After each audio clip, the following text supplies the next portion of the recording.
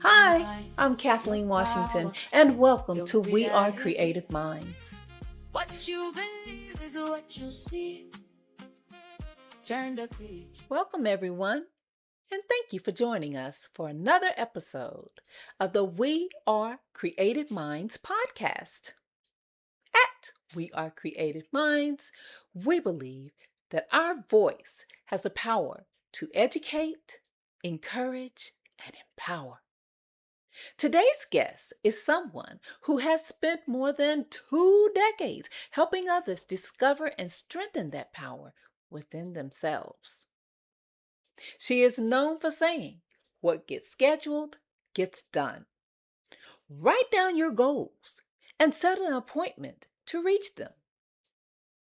That simple yet powerful philosophy has guided her leadership journey and inspired countless others to turn their goals into reality. A distinguished Toastmaster and past international director, Pamela McCown has dedicated many years to developing leaders, building clubs, mentoring districts, and strengthening the Toastmasters experience all around the world. Her service includes serving on the Toastmasters International Board of Directors, leading the global rollout of the Pathways Educational Program as Chief Ambassador, serving as a regional advisor, district coach, district mentor, and receiving the prestigious Toastmasters International Presidential Citation for her contributions to the organization. After a successful 30-year career in banking, Pamela retired and devoted herself to helping others grow as communicators and leaders. Today, she continues to share her expertise through training, mentoring, keynote presentations, podcasts, and events worldwide. Known to many as the godmother of District 56, Pamela's influence extends far beyond titles and accolades. Her legacy can be found in the countless lives she has impacted through mentorship, encouragement, and self-leadership. Please join me in welcoming past international director, distinguished Toastmaster, and Toastmasters ambassador, Pamela McCown. Thank you for joining us, Toastmaster McCown. Please tell us a little bit more about yourself. Well, after that introduction, what is there? What else is there? I'll tell you personally, outside of Toastmasters, I do have a life outside of Toastmasters. And I met the love of my life when I was 16 years old. We got married 2 years later. I'm barely legal at 18. And we have been married ever since. That was 1973. It's been a little while. It's been a Yes. lifetime. I've been married, of course, more than I've not been married, longer than I've not been married. So I don't remember not being married, except that I do have faint memories of my childhood. so, so there is life outside of Toastmasters, and it's a wonderful life. I've built a great life with my husband, and we don't have any children, but I have plenty of nieces and nephews, and great nieces and nephews now that those nieces and nephews have started having children. So it's a wonderful life. I get all the benefits of children without having to live with them. That is great. And don't forget your godchildren in District Oh yes, and all of my 56. godchildren of Toastmasters. Yes. I have adopted quite a few people in Toastmasters, that's for sure. Yes. Toastmaster McCown, what first drew you to Toastmasters and what kept you involved long enough to become a leader at the international level? I was at JP Morgan Chase Bank where they invited certain people into a diversity mentoring program. You had to apply to be accepted into this mentoring program. In the mentoring program, we decided to work on communication and leadership skills that would propel us further in our careers at the bank. and turned to Toastmasters to help with that. And instead of joining an existing club, we chartered our own. We had 16 mentors and 16 proteges, which was more than enough to charter a new club. The minimum to charter is 20, and we had more than enough to do that. And the rest is history. I was one of the charter officers of the club. We chartered in October. In November, there was a district conference, and our club mentor invited me to that conference to introduce a speaker. Wow. At the conference, I've been in Toastmaster bare weeks, and I'm already introducing a person at a conference. And then the following January, I was also invited by the same mentor to be a part of a demonstration meeting for a new club. And the rest is history on that, because I have been in club building and club growth ever since that first demo meeting. Looking back, what do you wish you had known when you first joined?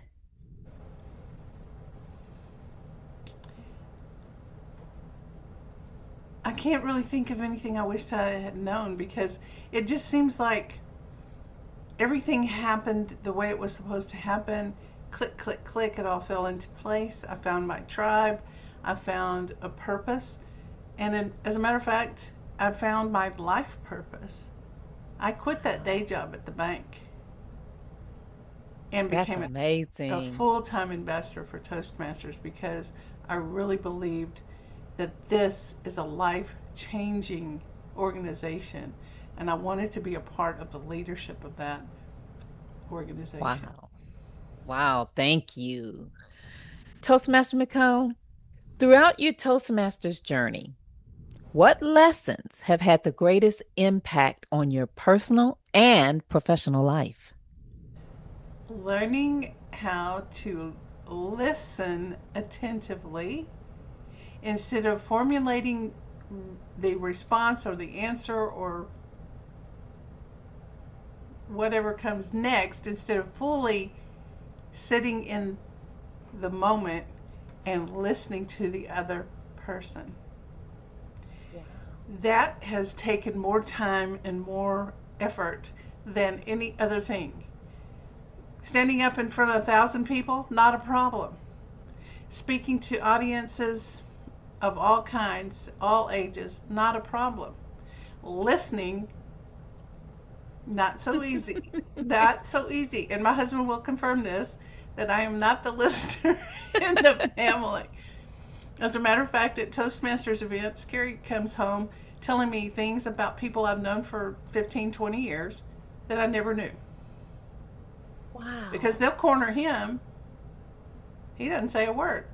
They're doing all the talking just like I normally do. And he learns all kinds of things about people that I never knew. That makes you quite the pair. Yes, I love it. How has Toastmasters changed who you are as a person? I think it's made me more aware of the diversity of thought in the world, especially after serving on the board of directors, where there are 14 regions in Toastmasters and one person on the board from each of those regions. You have people from all over the globe that you're working with on this team, and there is quite the diversity of thought, of processes, of best practices, of even how to say things so as not to offend anyone. You have to be very careful about how you word things and how you say things, especially when your audience becomes more and more diverse. Inside your club, you know everybody, everybody's pals, you've heard everybody's stories, you've bonded.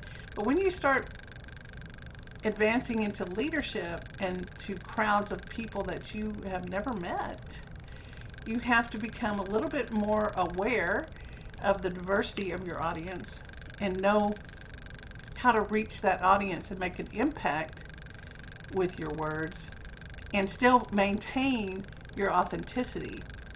as yourself. That's a tricky bit of business sometimes, but I've managed to master that, I think, because you're thrown into situations where you really do have to think about the weight of what you're saying and how it's going to impact the audience that you're standing in front of. Wow, that's deep. Toastmaster McCown, you have you have mentored Toastmasters across multiple districts and inspired countless leaders.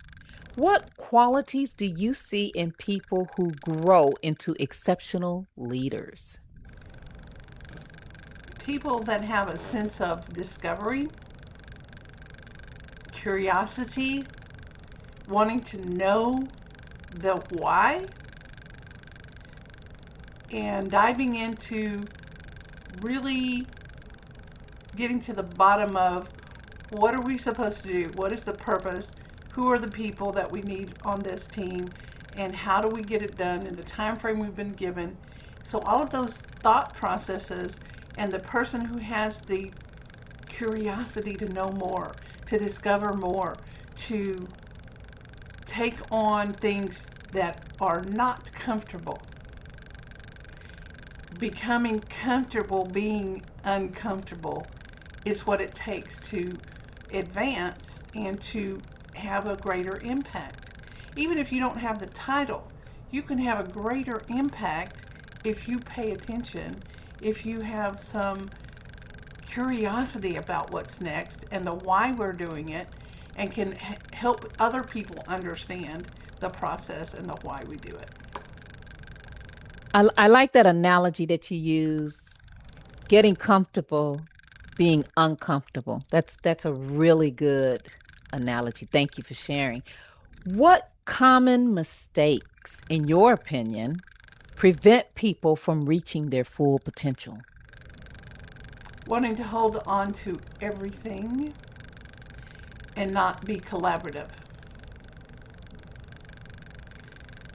That's good. Example, one of the people that has come to me for guidance has said, I have done this, I have done that, I have done the other, I am an expert in this, I can do this, and I want to do this for my new position in Toastmasters, and I want to run the thing. How many eyes did I just hear? That was quite a few. That is not collaborative. Yes. And Yes. I stopped her and I said, okay, did you hear yourself? What you just said? All of those I statements? Let's work on turning the I into the we.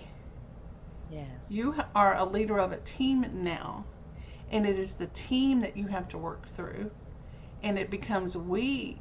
We have a goal, we have a responsibility, we need to get this done.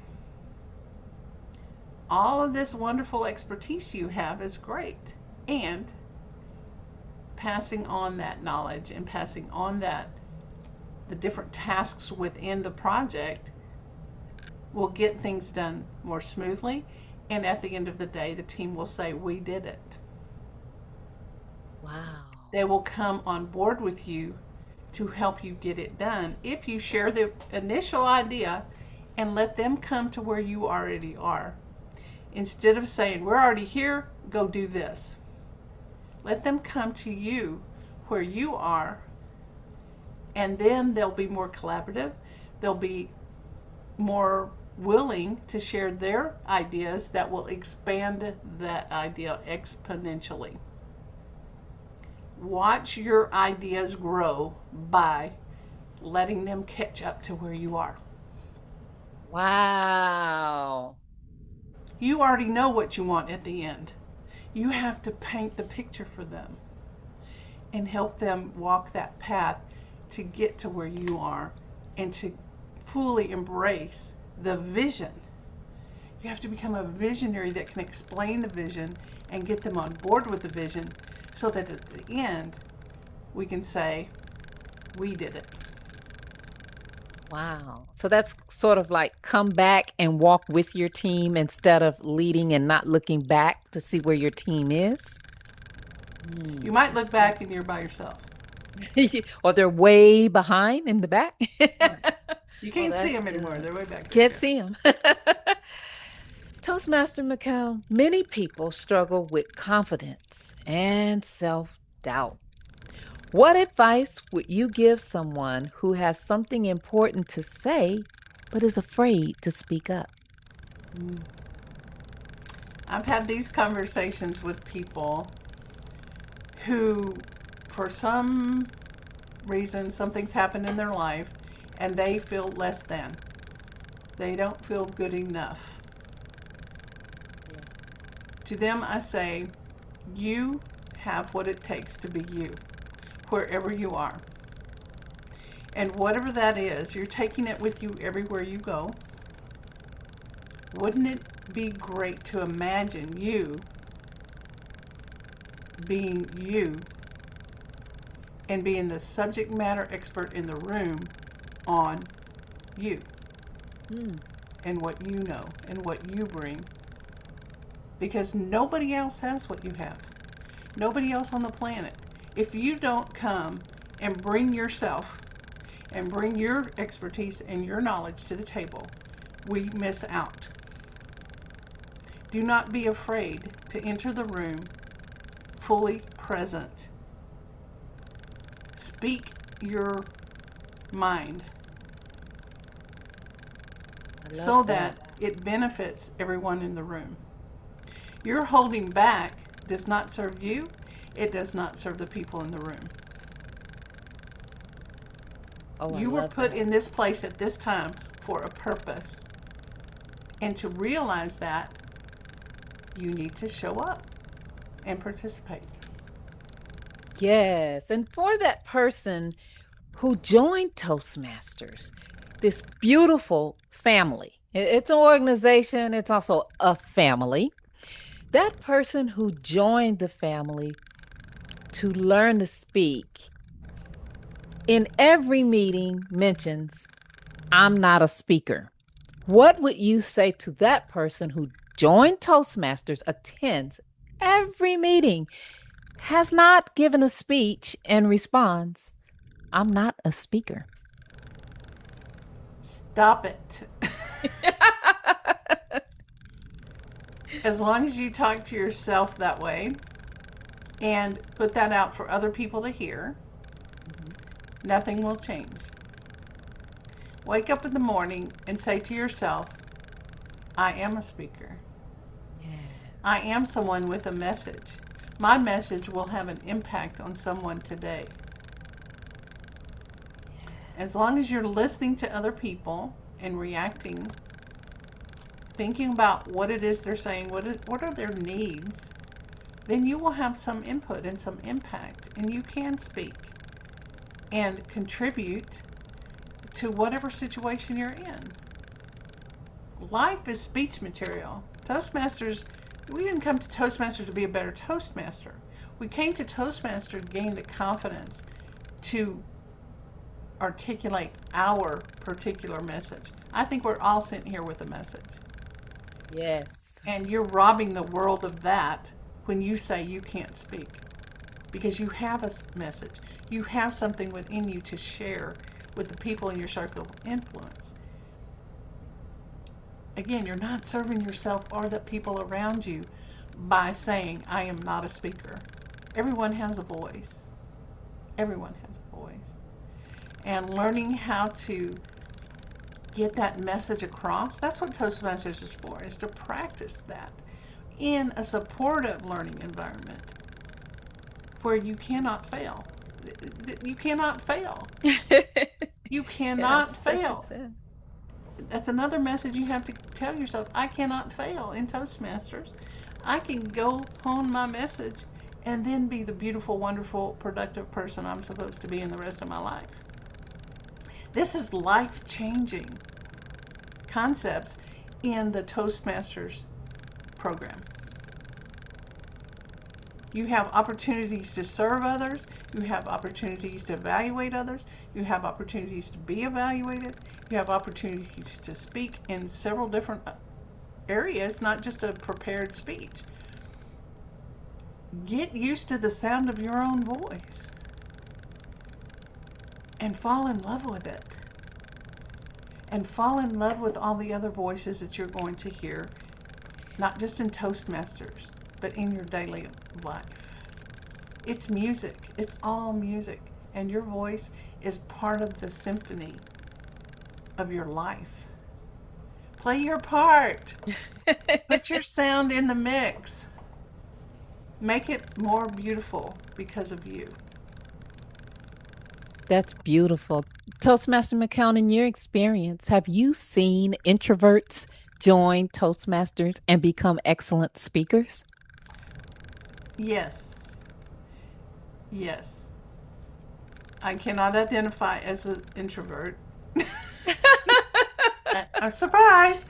I I was born into a family of type A, get her done, set a goal, reach a goal, get it type people. And we were taught that whatever you believe you can achieve, you can. And it's all in that belief. It's all in your mind. If you Yes. believe that you can achieve something, you're going to set the time, set the goals, put it on your schedule, get it scheduled, get it done, and be able to accomplish it because you believe.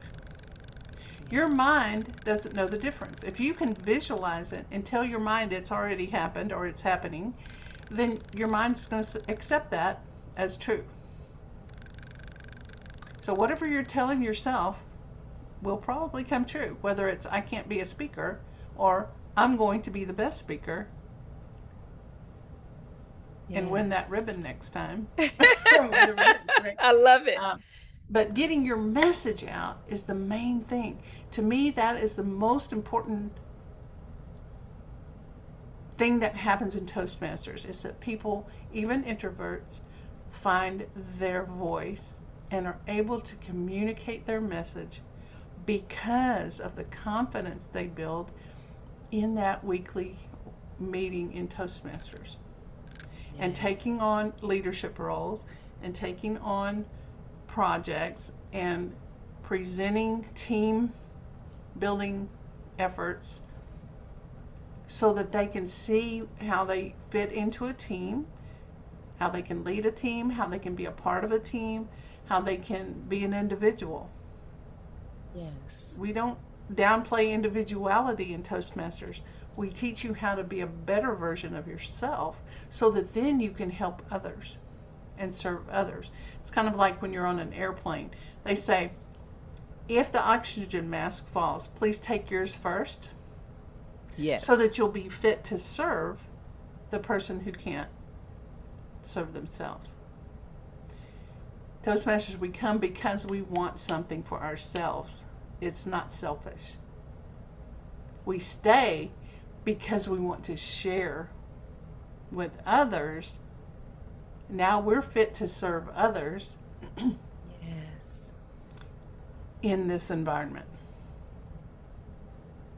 I love that. And I think I remember in a speech contest, one of the speakers saying that they had a stuttering problem and was going to speech therapy. And it wasn't until they joined Toastmasters that they learned to speak better.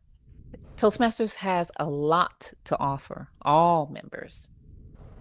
Toastmaster McCown, speaking of that, after all your years of service, leadership, and mentoring, what legacy do you hope to leave behind? I want all of my children to grow up and be confident communicators, competent leaders, even if they never have a title to go with it. The influencers are those that can move people to doing something they would not otherwise do. You don't have to be the one with the title to do that. I've seen several people move a room that were not in charge of anything, but people gravitated towards them because they knew they could see things that needed to be done and just do it. Not have to ask anybody, just get it done. And people gravitate towards those types of people because they seem to be in control and have an authority to do what they're doing. So even if you Yes. don't have the title, you can move people, you can influence people, and you can contribute to the greater good. Don't think you have to have the title to do that. Oh, I love that. Toastmaster McCown, what is one mindset shift that has made the biggest difference in your life? The mindset shift that's made the biggest difference in my life, Yes. that I can come into any room and talk to anybody. That was what I really wanted out of Toastmasters, because in business there's a lot of meetings or activities where you're in a big room of people and you know almost no one, and you have to learn how to make small talk. I wasn't really good at that. What I learned was get them talking about themselves. What? And they will then carry the conversation because people love to talk about their accomplishments and everything they're doing. It's just the secret of asking them the right questions and just letting them go and listen. Oh, what? Listen, instead of trying to butt in and put your story in there. The other thing that I found was helpful in a group is to appoint myself as the greeter. I had no official capacity to be a greeter. Let's say you're in a buffet line where there's plates on one end of the table and the food comes next. Mm-hmm. I would stand near the plates and comment to people as they're waiting to get up to the plates on, oh, wow, that's a great outfit. Or, how are you feeling about this conference or wherever we were? And have you met any interesting people? And I would just ask questions as now they're going to get their plates and I got a new group of people. And they go to get their plates and I've got a new group of people. Well, after that, they thought I was one of the organizers and they started asking me questions. And I said, well, no, I have nothing to do with this event. I just appointed myself the greeter in the food line. And they're blown away. What? You did what? I said, well, I just wanted to have some fun and get to know some of the people that were here. And I figured this would be the way to do it. Wow. Toastmaster McCown, I sincerely want to thank you for your leadership, your passion, the attention that you pay to everyone inside and outside of District 56. Thank you for all that you do in Toastmasters all around the world. What I really liked is what gets scheduled Gets gets done. done. To my listeners that are watching this podcast, set a goal, write it down, schedule how you plan to obtain this goal, and follow up to reach that goal. Remember, you can and you will succeed. You must first visualize where it is you want to be. And always remember your mind, your power, your reality. Thank you for joining us on this segment of We Are Creative Minds podcast. Until next time.